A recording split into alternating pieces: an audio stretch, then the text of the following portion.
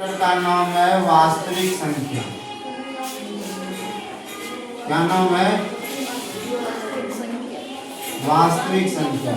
हम हजारों बार इस क्लास में इस संख्या पर चर्चा किए हैं, पढ़ाए हैं। कोई पूछेगा संख्या कितने प्रकार के होते हैं, क्या बोलोगे? संख्या कितने प्रकार के होते हैं? दो प्रकार के होते हैं। एक होता है वास्तविक संख्या, एक होता है अवास्तविक काल्पनिक संख्या, इमेजिनरी नंबर जिसको बोला जाता है। काल्पनिक संख्या 11th में जाकर पढ़ोगे, लेकिन क्लास 10 में, क्लास 8 में, क्लास 7 में, क्लास 9 में क्या पढ़ना है? वास्तविक संख्या पढ़ना है। वास्तविक संख्या को अंग्रेजी में रियल नंबर बोला जाता है। क्या बोला जाता है? Real number. वास्तविक संख्या को अंग्रेजी में क्या बोला जाता है? Real number. हम जितने भी संख्या पढ़े हैं, चाहे सम संख्या पढ़े हैं, विषम संख्या पढ़े हैं, पूर्णांक संख्या पढ़े हैं, अभाज्य संख्या पढ़े हैं, परिमेय संख्या पढ़े हैं, अपरिमेय संख्या पढ़े हैं, प्राकृत संख्या पढ़े हैं, पूर्ण संख्या पढ़े हैं, ये सब संख्या के बारे में पढ़े हैं ना? मान के चलते हैं कि नहीं पढ़े हो? ये सभी जो संख्या है, ये सभी संख्या वास्तविक संख्या का रूप है। ये सभी संख्या वास्तविक संख्या है। लेकिन क्लास 9 में, क्लास 8 में और क्लास 10 में जाने के बाद इस वास्तविक संख्या में हमको कम से कम परिमेय संख्या, अपरिमेय संख्या, पूर्णांक संख्या, ये तीन को संख्या बढ़िया से पढ़ना पड़ता है, क्योंकि परीक्षा में इनसे भर भर के क्वेश्चन पूछा जाता है। भर भर के क्वेश्चन पूछा जाता है इनसे। टॉपिक खोलोगे और लिखोगे पहला प्राकृत संख्या। प्राकृत संख्या अंग्रेजी में इसको क्या बोला जाता है? Natural number.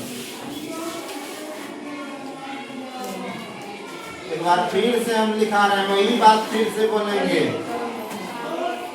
गिनती की संख्या को प्राकृत संख्या बोलते हैं, और गिनती की संख्या हमेशा 1 से स्टार्ट होती है।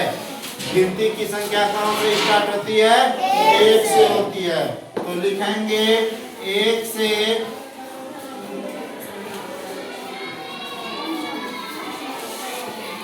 शुरू होने वाली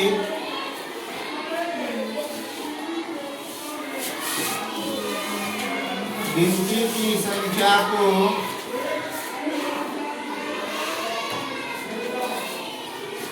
प्राकृत संख्या बोलते हैं।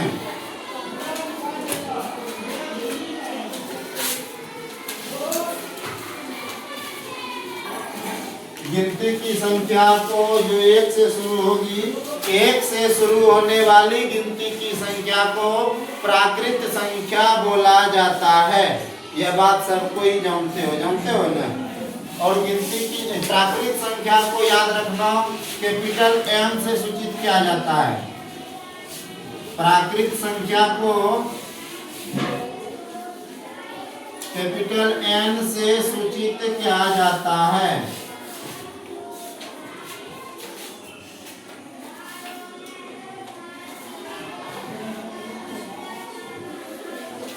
प्राकृत संख्या को इनसे सूचित किया जाता है, कैपिटल N से सूचित किया जाता है। और गिनती की संख्या शुरू कहाँ से होती है? 1 से। कहाँ से शुरू होती है? 1 से शुरू होती है और कहाँ तक जाती है? अनंत तक जाती है। यहाँ तक कोई दिक्कत नहीं ना?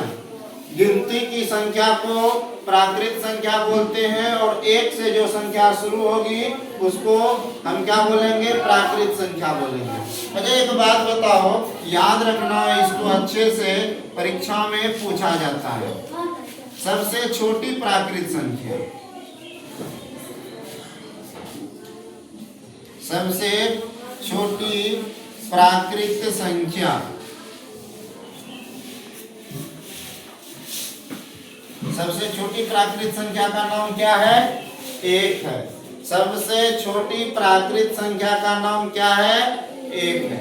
याद रहेगा ना? और सबसे बड़ा प्राकृत संख्या क्या हो जाएगा? अनंत हो जाएगा, चूंकि उसका लिमिट कुछ भी नहीं है। तुम बोलोगे कौन को 9 दिए, ये भी प्राकृत संख्या, ये सबसे बड़ा प्राकृत संख्या है नहीं। अगर यहाँ 1 देंगे तो इनसे ये क्या हो जाएगा, बड़ा हो जाएगा। इसीलिए याद केवल ये रखना है, सबसे छोटी प्राकृत संख्या क्या है, 1 है। बात समझ में आया होगा, इतना को कोई दिक्कत नहीं हुआ होगा।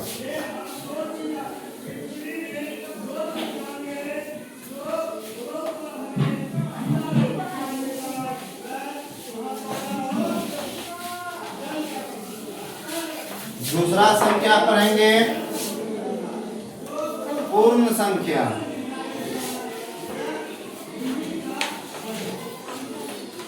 पूर्ण संख्या को अंग्रेजी में होल नंबर बोला जाता है। पूर्ण संख्या को अंग्रेजी में क्या बोला जाता है, होल नंबर बोला जाता है। और पूर्ण संख्या किसको बोलेंगे, याद रखना, जो संख्या 0 से शुरू होगी, 0 से शुरू होने वाली, 0 से शुरू होने वाली गिनती की संख्या को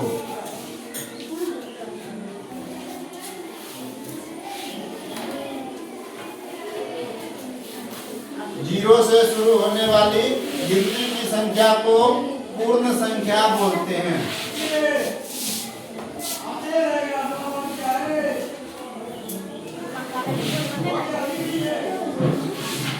0 से शुरू होने वाली 0 से शुरू होने वाली गिनती की संख्या को कौन सी संख्या बोलते हैं, पूर्ण संख्या बोलते हैं। पूर्ण संख्या को W से सूचित किया जाता है। पूर्ण संख्या को W से सूचित किया जाता है।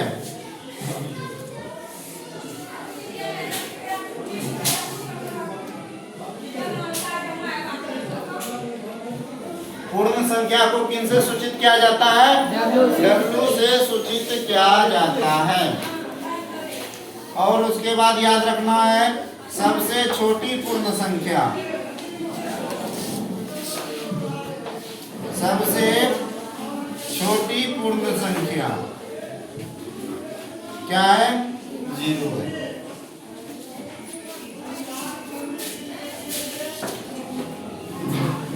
सबसे छोटी पूर्ण संख्या का नाम क्या है, 0 है। याद रखना, ये 0 1 2 3 4 5, ये 1 जो है, एक से जो शुरू होगी संख्या उसको बोलेंगे प्राकृत संख्या। जब गिनती की संख्या 0 से शुरू होगी तब क्या बोलेंगे उसको, पूर्ण संख्या। एक बात बताओ, क्या सभी पूर्ण संख्या प्राकृत संख्या है या सभी प्राकृत संख्या पूर्ण संख्या है? याद रखना, क्वेश्चन पूछा जाता है परीक्षा में, क्या सभी प्राकृत संख्या तो 1 से शुरू होगा और पूर्ण संख्या कहां से शुरू होगा, 0 से। प्राकृत संख्या कहां से शुरू होगी, 1 से शुरू होगी, और पूर्ण संख्या कहां से शुरू होगी, 0 से। अब इसमें ये बताओ सत्यम, क्या सभी प्राकृत संख्या पूर्ण संख्या है? नहीं, इसका उत्तर होगा नहीं। याद रखना है, सभी प्राकृत संख्या पूर्ण संख्या नहीं होगा, क्योंकि पूर्ण संख्या 0 से शुरू होती है। लेकिन सभी पूर्ण संख्या प्राकृत संख्या होगा, बिल्कुल होगा, क्योंकि पूर्ण संख्या में ये गिनती की संख्या 1 2 3 4 5 6 शामिल होती है, लेकिन प्राकृत संख्या में 0 शामिल नहीं होती है। इसीलिए सभी प्राकृत संख्या पूर्ण संख्या नहीं है और सभी पूर्ण संख्या प्राकृत संख्या है। बात समझ में आया? हम इसी को नोट करके लिख देते हैं ना, नोट करके हम लिख रहे हैं, सभी पूर्ण संख्या, सभी पूर्ण संख्या प्राकृत संख्या है।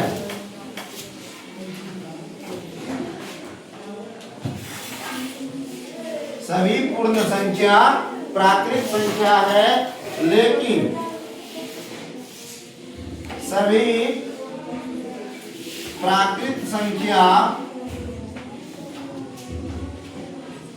सभी प्राकृत संख्या पूर्ण संख्या नहीं है।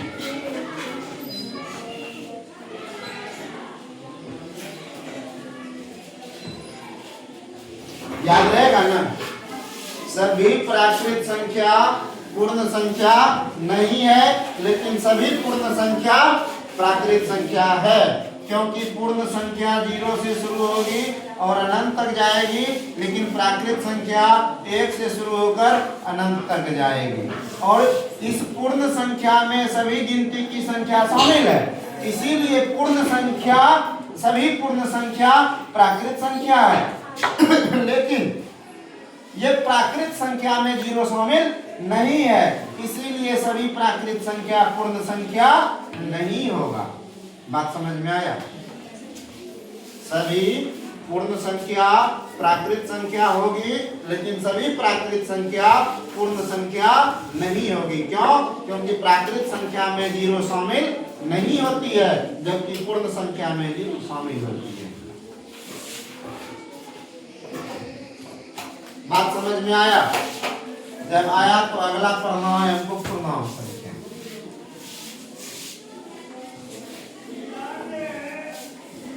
अगला क्या पढ़ना है? पूर्णांक संख्या।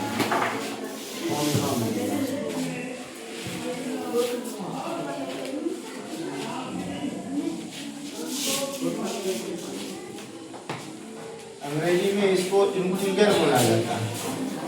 क्या बोला जाता है अंग्रेजी में? इंटीजर। पूर्णांक संख्या समझने के लिए हम एक संख्या रेखा खींचते हैं। पूर्णांक संख्या खींचने समझने के लिए हम एक संख्या रेखा खींच रहे हैं। संख्या रेखा पर हम पहले 1 देते हैं, 2 देते हैं, 3 देते हैं, 4 देते हैं, 5 देते हैं। सत्यम एक बात बताओ, ये जो 1 2 3 4 5 ये जाएगी अनंत तक चल जाएगी, जाएगी। ये जो संख्या है 1 2 3 4 5, ये कौन सी संख्या है? प्राकृत संख्या है। कौन सी संख्या है? प्राकृत संख्या है। संख्या 1 से शुरू हुई, 1 से लेकर अनंत तक चल गई, वो कौन सी संख्या है? प्राकृत संख्या। हम प्राकृत संख्या में 0 शामिल कर देते हैं। अब यहाँ 0 से लेकर अनंत तक पॉजिटिव वाइब में, पॉजिटिव में, धनात्मक दिशा में, यहाँ से यहाँ तक कौन सी संख्या होगी? कौन सी संख्या होगी? पूर्ण संख्या होगी। कौन सी संख्या होगी? पूर्ण संख्या। अब इधर जब हम -1 -2 -3 लिखते हैं, ये अगर माइनस हटा दें तो प्राकृत हो, 0 से प्राकृत संख्या क्या कहलाएगी? पूर्ण संख्या कहलाएगी। लेकिन शून्य सहित सभी धनात्मक प्राकृत संख्या, शून्य सहित धनात्मक और ऋणात्मक संख्या, ये ऋणात्मक 1 माइनस लगाएंगे तो आगे में क्या होगा? ऋणात्मक। शून्य सहित सभी धनात्मक और ऋणात्मक संख्या क्या कहलाएगी?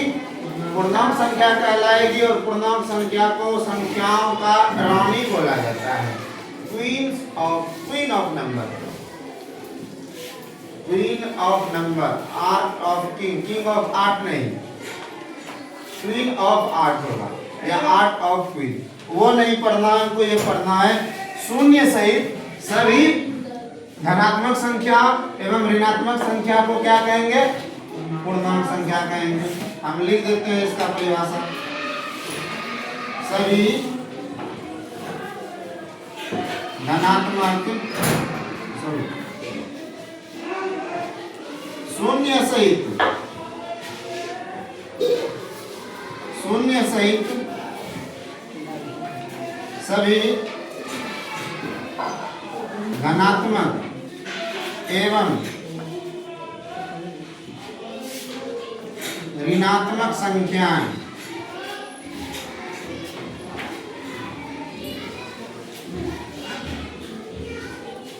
कौन सी संख्या कहलाती है? पूर्णांक संख्या कहलाती है।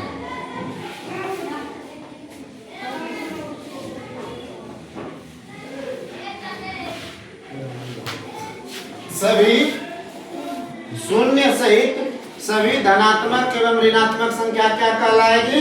पूर्णांक संख्या कहलाएगी।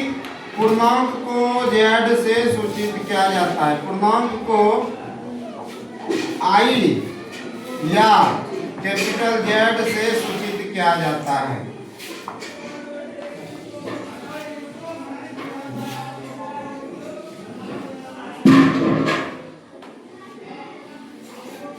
याद रखना।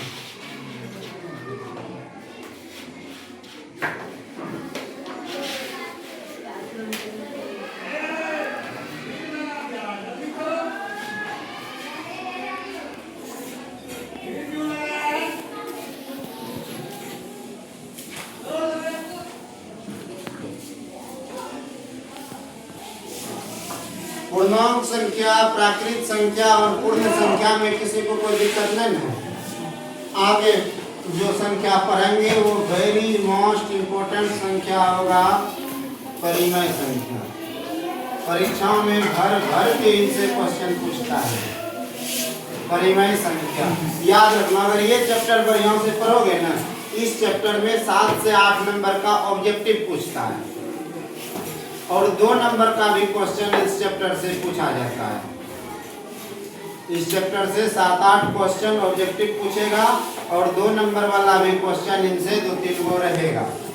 इसीलिए इस चैप्टर पर अगर इस चैप्टर को ध्यान से पढ़ेंगे तो परीक्षाओं में हमको कोई दिक्कत बनाने में नहीं होगा। हमको पूर्णांक संख्या, परिमेय संख्या जानेंगे। परिमेय संख्या का परिभाषा हम हजारों बार बोले होंगे इस क्लास में, जो बोले हैं वही लिखते हैं। वैसी संख्या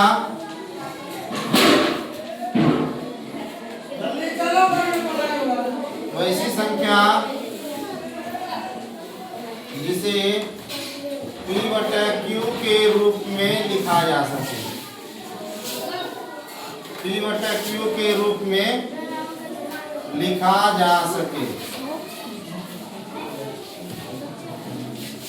P और Q दोनों, P और Q दोनों पूर्णांक हो। पहला, P और Q दोनों पूर्णांक हो, Q बराबर 0 नहीं हो, साथ ही P और Q का मोस यानी कि HCF एक हो तो इसे कौन सी संख्या बोलेंगे? परिमेय संख्या बोलेंगे।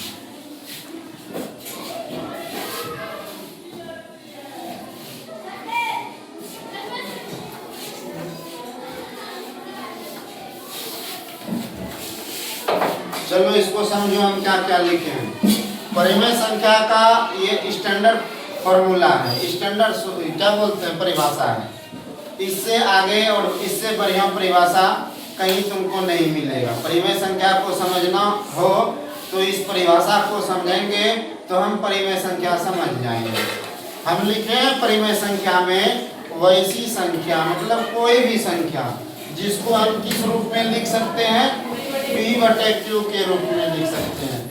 P और Q दोनों क्या हो? पूर्णांक संख्या हो। कौन सी संख्या हो? पूर्णांक संख्या हो। और Q का मान कभी भी 0 नहीं हो। Q का मान क्या हो? 0 नहीं हो। साथ ही P और Q का जब हम HCF यानी कि मोस निकालेंगे तो उसका मान हमेशा क्या होनी चाहिए? 1 होनी चाहिए। तो उस संख्या को हम क्या बोलेंगे? परिमेय संख्या बोलेंगे। चलो अब उदाहरण से इसको समझते हैं। इससे क्वेश्चन भर भर के परीक्षा में पूछता है, इसीलिए अच्छा से इसको समझना है।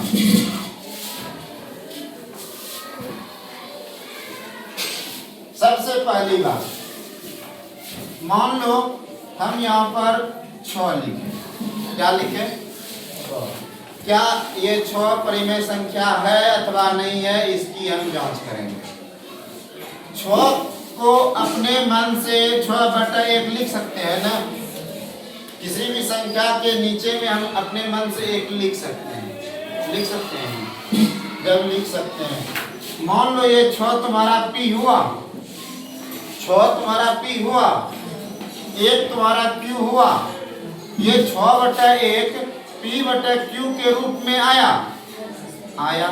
Q का मान देखो 0 है, नहीं है। Q का मान भी 0 नहीं है। जब Q का मान 0 नहीं है तो ये 6 तुम्हारा पूर्णांक संख्या है। 1 भी तुम्हारा पूर्णांक संख्या है। और अंतिम बात क्या बोले, P और Q का HCF हमेशा क्या होना चाहिए, 1 होना चाहिए। HCF निकालने के लिए हम 1 से 6 में क्या करेंगे, भाग देंगे, तो 6 बार में ये कट जाएगा। HCF जो हुआ वो तुम्हारा 1 निकल गया ना। मतलब 6 कौन सी संख्या हुआ, परिमेय संख्या हुआ। दूसरा उदाहरण समझते हैं। मान लो 7/2 ये परिमेय संख्या है कि नहीं है। पहली बात P/Q के रूप में होना चाहिए। ये 7/2 P/Q के रूप में है। 7/2 P/Q के रूप में है, एकदम है। P और Q दोनों पूर्णांक है। Q बराबर 0 है, नहीं है। जब Q बराबर 0 नहीं है तो परिमेय संख्या होगा। तीसरा जो अंतिम कंडीशन हम बोले थे, P और Q का HCF क्या होना चाहिए, 1 होना चाहिए। चलो 2 से भाग देते हैं 7 में। 2 तिया 7 में 6 घटाएंगे तो 1 से फिर 2 में भाग देंगे, HCF के लिए भाग देंगे। तो HCF क्या निकल के आया, मतलब परिमेय संख्या का जो हम परिभाषा बोले वैसी संख्या जो P/Q के रूप में हो, P और Q दोनों पूर्णांक हो, Q बराबर 0 नहीं हो और P और Q का HCF हमेशा क्या हो, 1 हो। 1 HCF आया ना, तो उसको कौन सी संख्या बोलेंगे, परिमेय संख्या बोलेंगे। एक और उदाहरण बताओ। मान लो 6/3 ये परिमेय संख्या है कि नहीं है, परिभाषा के अनुसार। 6/3 परिभाषा के अनुसार परिमेय संख्या है या नहीं है, कैसे है। 3 और 6 का तुम HCF निकालो तो 1 होता है। 3 और 6 का जब हम HCF निकालेंगे तो 1 आएगा, भाग दो 3 से 6 में, 3 दूनी 6, HCF कितना निकला। लेकिन कंडीशन क्या है, परिमेय संख्या का HCF हो, P और Q का HCF क्या होना चाहिए, 1 होना चाहिए। यहाँ 1 नहीं आया ना, तो तुम लोग क्या हो, बेवकूफ हो। याद रखना HCF लेने के लिए हम ये 3 दूनी 6 घटा सकते हैं ना। 6/3 को 2/1 बोल सकते हैं, एकदम बोलेंगे। 3 दूनी 6, अब निकला क्या, 2/1। अब इसका HCF लो, इसका HCF कितना आएगा, 1 आएगा। मतलब मेरे परिभाषा को फॉलो कर रहा है, उदाहरण कर रहा है। जब परिभाषा को फॉलो कर रहा है तो मेरा परिमेय संख्या का जो परिभाषा है वो बिल्कुल सही है। बात समझ में आया। चलो अभी खत्म नहीं हुआ है, अब दूसरा उदाहरण देखना है जो क्लास 10 के परीक्षा में पूछा जाता है। क्लास 10 के परीक्षा में पूछा जाएगा। क्वेश्चन लिखेगा ऑब्जेक्टिव में, निम्नलिखित में कौन सी संख्या, निम्नलिखित में कौन सी संख्या परिमेय है। ऑप्शन दिया रहेगा इस तरीके से। A नंबर दिया रहेगा √3, B नंबर दिया रहेगा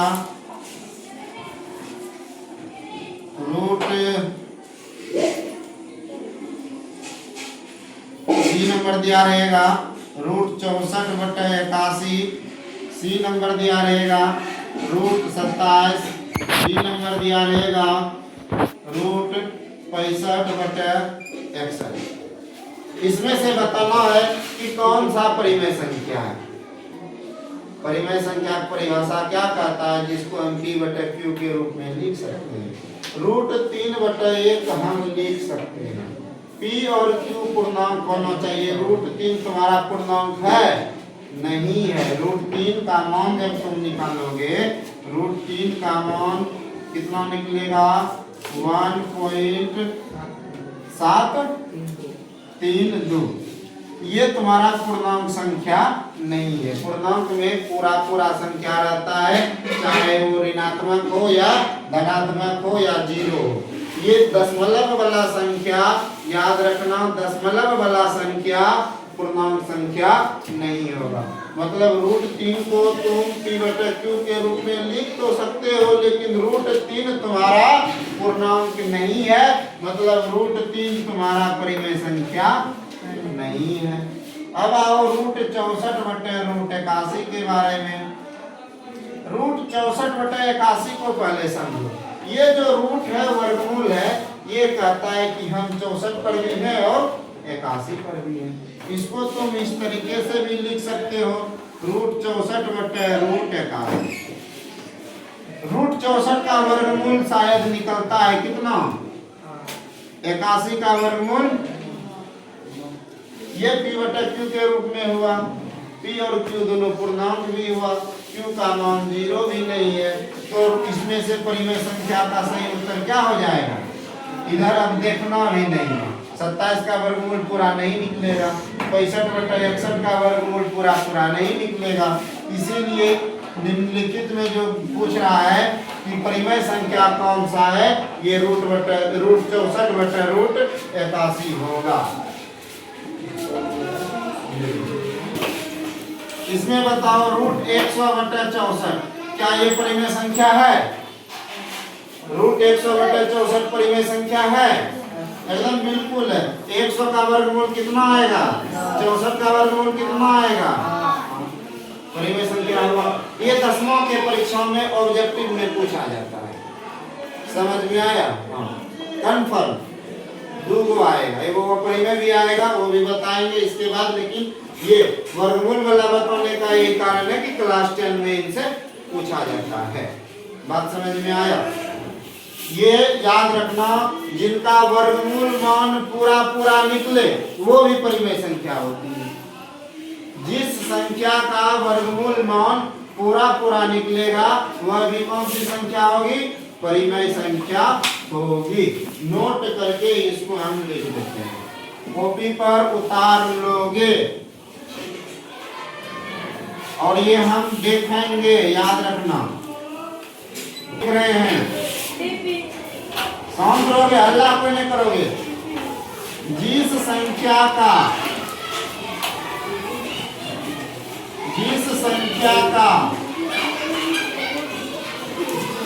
वर्गमूल पूरा पूरा निकलता हो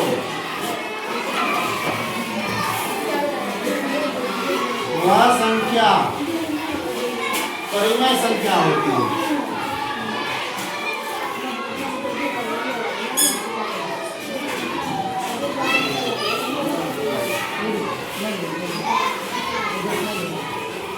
रिपीट हो गया है ना। जिस संख्या का वर्गमूल पूरा पूरा निकलेगा वह संख्या भी क्या होगी, परिमेय संख्या होगी। इस लाइन को याद रखना, क्योंकि परीक्षा में पूछेगा तुमसे 100/121 कौन सी संख्या है।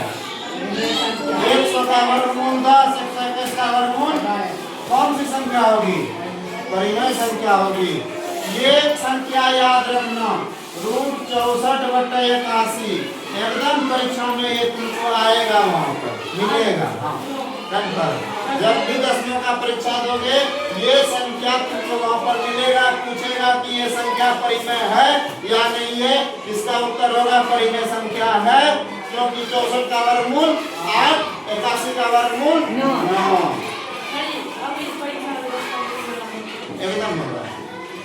ये संख्या नहीं हो सकता है, दूसरा होगा। हम इस बार दोनों सिटिंग में ड्यूटी किए हैं, हम बच्चा सबको बताते भी थे। चलो लोगों, जितना हम बोर्ड पर बताए हैं उसका अलग से नोट्स होनी चाहिए।